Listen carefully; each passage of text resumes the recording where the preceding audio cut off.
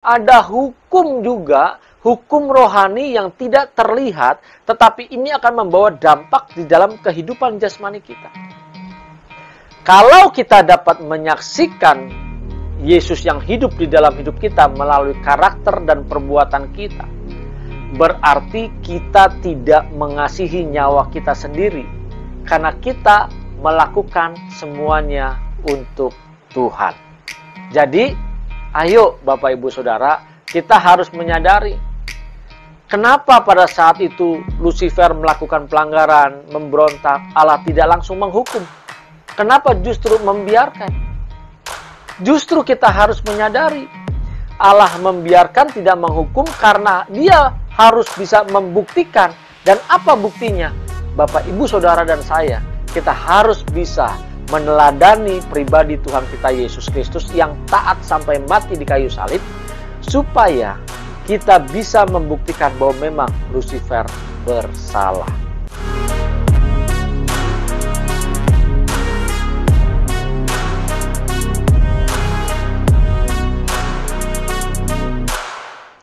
Rumah mewah, deposito yang banyak, emas, permata, perak yang banyak, semua itu akan kita tinggalkan. Tidak kita bawa mati. Dan itu usianya paling lama 70 tahun atau 90 tahun. Itu paling lama. Sekarang berapa lama kita kuat? Bapak, Ibu, Saudara, dan saya berapa lama kita bisa kuat di bumi ini? Kalau firman Tuhan jelaskan 70-90 tahun, itu 90 kalau kita dapat bonus. Berapa banyak sekarang ini? Karena kecerobohan kita, karena gaya makan kita yang tidak sehat, membuat kita akhirnya punya umur tidak panjang. Kita punya umur pendek. Nah, ini. Terus kita mengejar sisa umur hidup kita ini, mengejar untuk meraih apa yang akan kita lepaskan. Kenapa kita tidak fokus untuk kehidupan kekekalan kita? Kenapa kita tidak mengejar dan meraih apa yang akan kita bawa nanti untuk berhadapan dengan Tuhan kita saat di pengadilan tahta Tuhan? Mari, coba kita merenungkan, kita memikirkan apa yang kita bawa saat ini, apa yang kita kejar, apa yang kita lakukan. Musuh kita membuat kita hidup di dalam perangkapnya, sehingga ketika kita berjalan di jalan yang kita anggap lurus, kita merasa bahwa jalan ini benar, bahwa ujungnya kita akan menemui kebenaran dan hidup bersama dengan Tuhan kita. Tetapi ternyata kita salah. Kita hidup di dalam jebakannya. Jalan yang kita anggap lurus itu ternyata justru membawa kita kepada maut. Membawa kita kepada kematian yang kedua. Kematian kekal selama-lamanya. Nah, kita harus sadar. Mari Bapak, Ibu, Saudara yang dikasihi oleh Tuhan kita Yesus Kristus. Di dunia ini ada hukum kehidupan.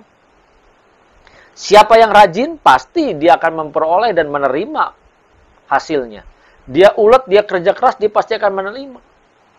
Dia bisa diakui oleh orang banyak, bisa punya kekuasaan. Ini ada hukum yang mengatur. Dan jangan lupa, ada hukum juga, hukum rohani yang tidak terlihat, tetapi ini akan membawa dampak di dalam kehidupan jasmani kita. Kalau kita hidup di dalam hukum rohani ini, fokusnya bagaimana kita mengembangkan manusia rohani kita. Supaya kita yang tadinya hidup di dalam natur dosa, nanti kita harus hidup menjadi manusia ilahi di dalam kekudusan Allah. Kalau tadinya kita sinful nature, maka kita harus bisa mengarah berubah menjadi divine nature. Mari Bapak, Ibu, Saudara yang dikasihi oleh Tuhan Yesus Kristus. Kenapa kita tidak fokus kepada hukum rohani ini? Kenapa justru kita fokus kepada kehidupan kekal, kehidupan di dunia ini? Ini, ayo kita belajar untuk kita bisa mengalihkan, mengarahkan hidup kita kepada hukum rohani yang akan membawa kita berjalan nanti di dalam kekekalan. Jangan kita tertipu, Bapak, Ibu, Saudara. Hati-hati. Kita harus dapat memahami cara hidup kita dengan benar. Kita harus dapat menjalani hidup kita dengan benar. Jangan sampai justru kita salah. Ini kesempatan kita selama kita masih hidup. Ayo kita koreksi.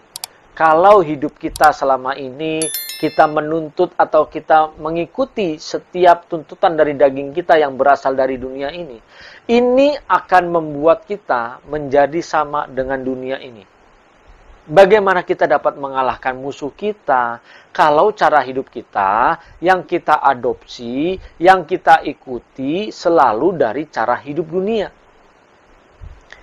Kalau kita hidup dengan cara dunia, maka wajah kita akan memancarkan wajah dunia.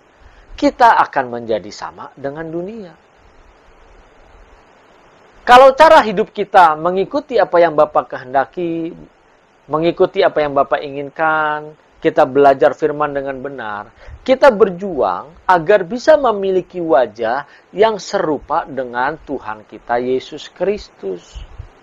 Mari Bapak Ibu, ayo ambil sikap hidup kita sekarang ini. Untuk dapat mengalahkan musuh, kita harus bisa mengikuti gaya hidup Tuhan kita Yesus Kristus. Karena firman Tuhan jelas katakan di dalam Wahyu 12 ayat 11, dan mereka mengalahkan dia oleh darah anak domba dan oleh perkataan kesaksian mereka, karena mereka tidak mengasihi nyawa mereka sampai ke dalam maut. Firman Tuhan jelas katakan yang dapat mengalahkan dia hanya darah anak domba. Jelas itu yang dapat mengalahkan musuh kita. Bukan hanya sebatas di situ. Bukan hanya sebatas itu. Ingat, ada perkataan kesaksian mereka. Siapa mereka ini? Bapak, Ibu, Saudara, dan saya. Ayo, perkataan di sini bagaimana kita menyaksikan Tuhan kita Yesus Kristus di dalam hidup kita, di dalam perilaku kita, di dalam perbuatan kita. Ingat, ini yang menjadi apa yang ditakutkan oleh musuh kita, apa yang ditakutkan oleh setan, iblis, dan Lucifer. Kalau kita dapat menyaksikan Yesus yang hidup di dalam hidup kita melalui karakter dan perbuatan kita, berarti kita tidak mengasihi nyawa kita sendiri, karena kita melakukan semuanya untuk Tuhan. Jadi, ayo Bapak Ibu Saudara, kita harus menyadari kenapa pada saat itu Lucifer melakukan pelanggaran, memberontak, Allah tidak langsung menghukum. Kenapa justru membiarkan?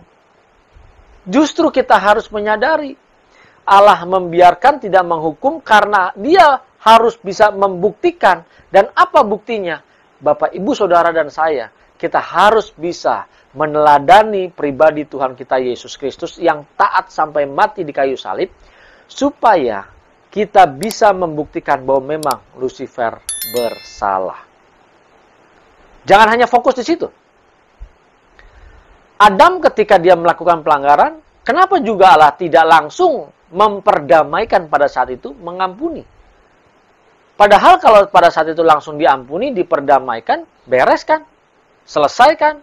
Ingat, Adam tidak taat. Jadi dia tidak dapat membuktikan bahwa Lucifer bersalah. Makanya Tuhan Yesus diturunkan menjadi Adam yang kedua. Di sini dia membuktikan dia taat, dia berhasil, dia tidak menyayangkan nyawanya sampai dia mati di kayu salib. Dia membuktikan dia taat. Dia bisa menang. Sekarang tugas kita. Kita bisa tidak taat seperti Tuhan kita Yesus Kristus taat. Kalau kita tidak bisa taat, bagaimana kita bisa mengaku sebagai orang Kristen? Karena orang Kristen harus hidup seperti Tuhan Yesus Kristus hidup. Kita harus menang. Kalau Tuhan Yesus Kristus bisa menang, sekarang bagian kita harus menang. Jangan hanya nanti ketika kita mati, di batu lisan kita ditulis, aku telah memenangkan pertandingan iman dengan benar. Benar tidak? Kita sudah memenangkan pertandingan iman dengan benar. Ini yang harus kita mulai pikirkan. Emang seperti itu kita menang dalam hidup ini? Atau kita sebenarnya tidak menang, justru kita terseret dan terjebak? Ingat, Roma 6 ayat 23 berkata, sebab upah dosa ialah maut. Tetapi karunia Allah ialah hidup yang kekal dalam Kristus Yesus Tuhan kita. Jadi kita harus menyadari upah dosa ialah maut. Jadi dalam hidup kita, kalau kita fokusnya pada kehendak daging kita, maka kita banyak sekali melakukan dosa-dosa dalam hidup ini. Kita banyak sekali melanggar, kita banyak sekali meleset, banyak sekali luncas, tidak tepat. Tidak tepat dari apa? Selama ini sering kita merasa bahwa saya tidak berbuat dosa, saya tidak membunuh, saya tidak mencuri. Tunggu dulu. Berbicara dosa berarti berbicara ketidaktepatan, keluncasan. Ketika kita tidak suka dengan seseorang, ketika kita berusaha menyingkirkan orang itu, sadar tidak? Di sini kita sudah tidak tepat. Kita tidak tepat dari hati dan perasaan Bapa. Apa yang kita jalani dalam hidup ini tidak tepat dan tidak sesuai seperti yang Bapa inginkan. Karena kita tidak berjalan berdasarkan kehendaknya. Yang kita jalani dalam hidup ini adalah kehendak kita sendiri.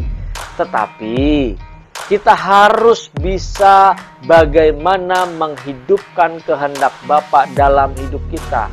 Ingat, upah dosa ialah maut. Kalau kita meleset dari kehendak Bapa, maka kita akan berjumpa dengan maut.